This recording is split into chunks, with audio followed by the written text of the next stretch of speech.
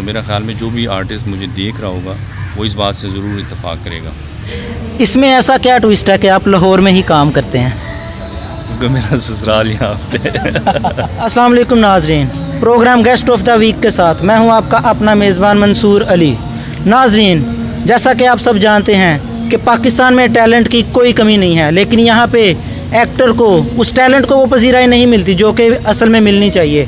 तो आज हमारे साथ मौजूद हैं पाकिस्तान के एक नामवर एक्टर डायरेक्टर इस्माइल जमाल साहब। तो आइए उनसे आपके मज़े की बातें करते हैं और उनसे मुलाकात कराते हैं। अस्सलाम वालेकुम। वालेकुम सलाम, कैसे हैं आप? अल्लाह का शुक्र, आप ठीक हैं? मैं ठीक हूँ। अच्छा, सबसे पहले तो आजकल जैसा कि कोरोना ने ज़ोर पकड़ा हुआ है, तो उसी से रिलेटेड आपसे सवाल करेंगे कि इसका पाकिस्तानी ड्रामा इंडस्ट्री थिएटर को किस हद तक नुकसान हुआ? इस हवाले से मैं ये कहूँगा कि कोरोना के हवाले से थिएटर क्या, हमारा मीडिया क्या, बल्कि हर तबका मुतासिर हुआ है। और फ़नकार बिरादरी जो है वो तो स्पेशली मुतासिर हुए, क्योंकि बहुत सारे ख़ानदानों का ओढ़ना बिछोड़ना यहीं से है, चूल्हा यहीं से जलता है। तो मुझे बड़ा दुख होता है अपने जो साथी फ़नकार हैं उनको देखकर कि वो जिस तरह क्राइसिस से गुज़र रहे हैं। तो उस हवाले से हुकूमत को चाहिए कि थिएटर्स हों या और हमारे शोबिज़ से वाबस्ता जो काम है उनको अपने SOPs के तहत खोलना चाहिए, ताकि हम फ़नकारों का ये सिलसिला चल सके। जी, तो जैसा कि इनका भी कहना है कि थिएटर इंडस्ट्री, ड्रामा इंडस्ट्री को SOPs के तहत बहाल हो जाना चाहिए। इसी हवाले से बहुत से फ़नकारों ने एहतजाज भी किया।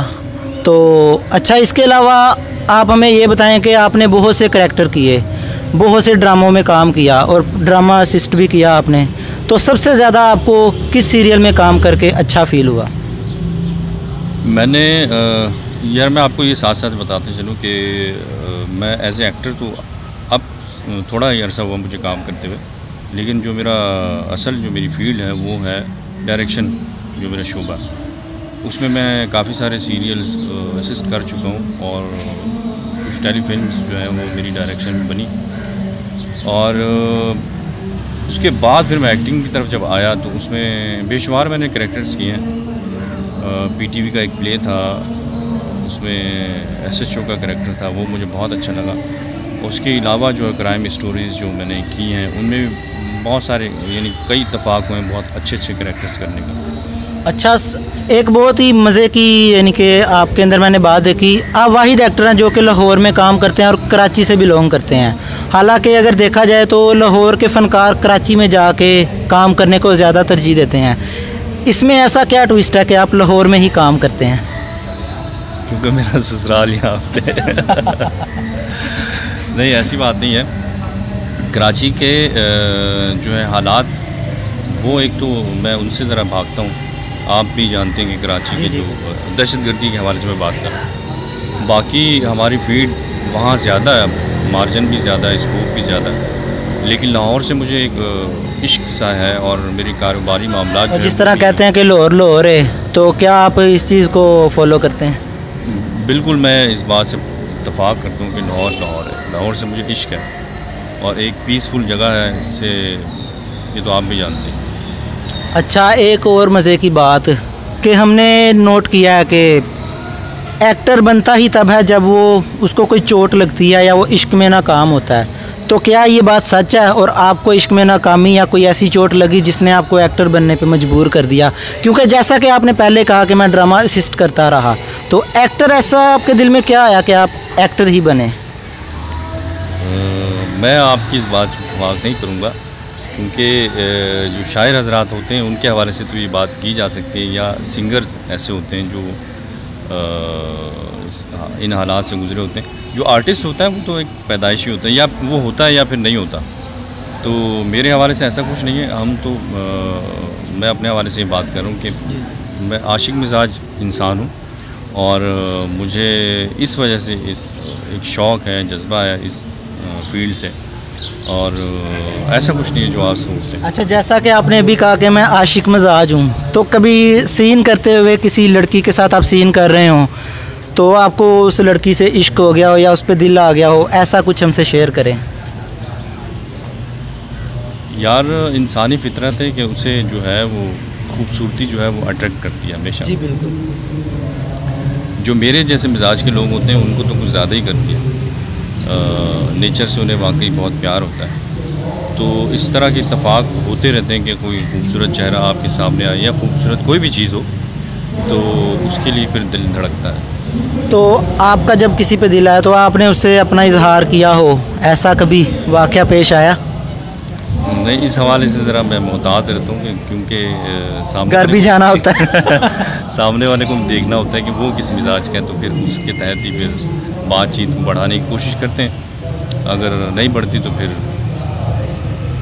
अच्छा, आप हमें ये बताएं, आपको कोई शायरी वगैरह से लगाओ? मुझे शायरी से लगाव ज़रूर है, बल्कि जो आर्टिस्ट होता है उसे ज़रूर ज़ौक़ होता है। तो क्यों ना फिर कुछ इनायत कर दें हमें भी। मेरे पसंदीदा शेर तो बहुत सारे हैं, लेकिन इस वक्त मुझे याद नहीं आ रहा, लेकिन एक मेरे जहन में आ रहा है तो जी मैं सुना देता हूँ। गैरों में बढ़ती रही तेरी गुफ्तगू की चाशनी, तेरी आवाज़ जिनका रिश्क थी वो फाकों से मर गई। क्या? अच्छा, तो सर आप हमें ये बताएं कि जैसा कि आपका एक्टिंग और डायरेक्शन से बहुत ज़्यादा ताल्लुक़ है, तो घरेलू लाइफ में भी आपके साथ ऐसा हुआ है कि आप कोई काम कर रहा हो तो आपने जाके बीच में कह दिया हो? ऐसे नहीं, ऐसे कट कर दिया हो? नहीं, ऐसा बिल्कुल नहीं है, क्योंकि ये सब चीज़ें जो है वो सेट की हद तक ही हमारी रहती हैं। जब घर में मैं आता हूँ तो फिर वो एक अलग ही स्माइल होता है, जो एक फैमिली मेम्बर जिस तरह आम सा होता है। तो ये सारी चीज़ें जो है वो अपने काम वाली जगह पर ही हम इस्तेमाल करते हैं, ऐसा कुछ नहीं है। अच्छा, ये भी सुनने में आया कि एक्टर जो सा वो अपने घर को बहुत कम टाइम दे पाता है, बहुत बिजी लाइफ होती है, क्या ये बात ठीक है?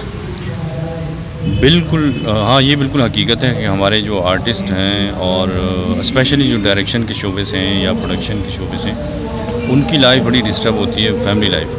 क्योंकि ये काम ऐसा है कि इस काम में ना तो आने का पता, ना जाने का पता, कब काम ख़त्म होगा, ना खाने का पता, ना पीने का पता। तो इस वजह से उनकी लाइफ डिस्टर्ब होती है, क्योंकि वो अपने घर को टाइम नहीं दे सकते, बीवी बच्चों को टाइम नहीं दे सकते। तो इस वजह से जो है इनकी लाइफ काफ़ी डिस्टर्ब होती है। कभी ऐसा हुआ कि आप घर लेट पहुँचे और आपकी बीवी ने आप पे कोई शक किया हो? कुछ ये शेयर करें। नहीं, मेरी मिसेज़ माशाल्लाह बहुत अच्छी हैं, अल्लाह उनको सलामत रखे। वो बहुत केयरिंग हैं, लविंग हैं। तो इस हवाले से मेरे साथ कभी इत्तेफाक नहीं हुआ, क्योंकि मैंने ना एक तरीका कार रखा हुआ है कि घर को प्रॉपर टाइम देता हूँ मैं। जिस दिन काम हो तो वो ये समझती है कि जो इस काम की नोयत है वो कुछ इस तरह की है कि ये अपनी मर्ज़ी से नहीं होता, काम की नोयत की वजह से ही होता है। तो मैं बड़ा इन चीज़ों का ख्याल रखता हूँ, क्योंकि मैं बाहर टाइम ज़ाया नहीं करता, वेस्ट नहीं करता दोस्तों में या इधर उधर नहीं। जो टाइम मेरा बचता है तो मैं फैमिली को टाइम देता हूँ। अच्छा सर, आप मुझे ये बताएं कि आपके जहन में ये कैसे आया कि मुझे डायरेक्शन की फ़ील्ड में जाना चाहिए? यार, ये चीज़ें जब मैंने होश संभाला तो मुझे ड्रामे तो हम देखा करते थे। उस वक्त हमारे घर में टीवी नहीं हुआ करता था, तो फिर दूसरों के घरों में ये तो जब मेरी उम्र के लोग हैं उन सब के साथ ये इत्तेफाक़ात हुए होंगे कि दूसरों के घरों में जाके टीवी देखना। तो आर्टिस्ट को देखता था, बड़ी खुशी होती थी। मेरे अंदर एक जज्बा पैदा हुआ कि यार क्यों ना इस फील्ड में आया जाए। तो लेकिन मेरे वालिद साहब जो हैं, बल्कि हयात हैं, अल्लाह उनको सलामत रखे, तो उनका शौक़ था कि मैं हाफिज़ कुरान बनूँ। तो मेरा बिल्कुल अपोज़िट था, तो मैं हाफिज़ कुरान फिर बना उनकी ख्वाहिश पर। तो अल्हम्दुलिल्लाह मैं हाफिज़ कुरान भी हूँ। तो फिर उसके बाद मैंने अपने शौक़ को भी जारी रखा, जो कि अभी तक है। तो वो इख्तिलाफ़ अभी तक उनका है मेरे अम्मी अब्बू का। मतलब आपके घर वाले इस चीज़ से एग्री नहीं थे कि आप इस फील्ड में जाएं? हाँ, स्पेशली अब्बू। वो क्योंकि मैं पठान फैमिली से बिलोंग करता हूँ। अच्छा। तो इस वजह से ज़रा उनको इख्तिलाफ़ था कि आप इस फील्ड में ना जाएँ। तो डायरेक्शन के साथ साथ आप एक्टिंग में भी आ गए, तो एक्टिंग का शौक़ आपके अंदर कैसे पैदा हुआ? एक्टिंग का शौक़ मुझे शुरू से ही था। डायरेक्शन से पहले मुझे एक्टिंग का ही शौक़ था, लेकिन कराची में आपको पता है कि हमारे मुल्क में जो भी काम होते हैं आपके लिंक्स पे होते हैं। बिल्कुल। अगर आपके पास टैलेंट जितना भी हो तो आपको प्लेटफॉर्म नहीं मिल पा रहा होता जब तक आपके पीछे कोई सपोर्ट ना हो। तो मुझे मेरे एक दोस्त थे, उन्होंने बताया कि यार आप ऐसा करो, बजाय एक्टिंग में जाने के आप डायरेक्शन की फील्ड में जाओ, ताकि आपके लिंक्स बनेंगे वहाँ जाकर, तो हर बंदा आपको जानेगा। तो उसमें फिर एक्टिंग का जो सिलसिला है वो खुद ब खुद शुरू हो जाएगा, क्योंकि सब कुछ आपके पास होगा, हर बंदा आपको जानता होगा, तो ये ज़रा आसान हो जाएगा आपके लिए। तो फिर मैंने इस बात पे गौर किया तो मुझे समझ में आया कि यार इस तरह से शुरू किया जाए। फिर बड़ी सिफारिशें लड़ाई तो फिर इस फील्ड में दाखिल हुए। तो फिर इसकी वजह से अब भी जो काम मिलता है वो मुझे ही नहीं बल्कि तकरीबन आर्टिस्टों को जो काम मिलता है वो मेरे ख़्याल में लिंक्स पे ही मिलता है।